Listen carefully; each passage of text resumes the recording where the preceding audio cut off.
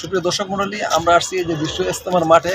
এটা হলো কি ইজতেমার মাঠ। ইজতেমার মাঠের মনে করেন যে সম্পূর্ণ কাজ ক্লিয়ার হয়ে গেছে। অ্যান্ড সামনে উপর থেকে খালি সামিয়ানা টানাবো, তারপরে ইজতেমা মনে করেন যে লোকজন আসা শুরু হয়ে যাবো।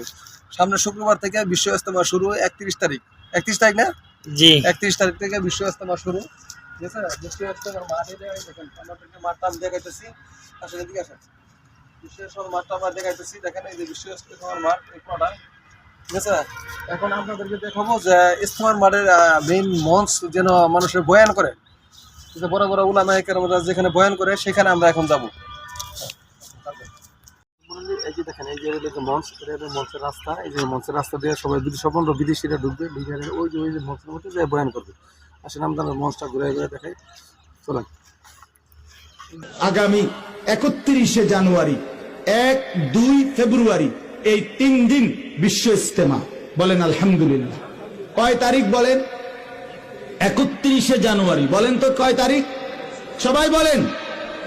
আপনাদের সবাইকে দাওয়াত করলাম 31শে জানুয়ারি বিশ্ব ইজতেমা। ইনশাআল্লাহ আমরা সবাই অংশগ্রহণ করার চেষ্টা করব ইনশাআল্লাহ। ইজতেমা একবারই হয়, একবারই হবে। এ সারা পৃথিবীতে দাওয়াত ও তাবলীগের কাজ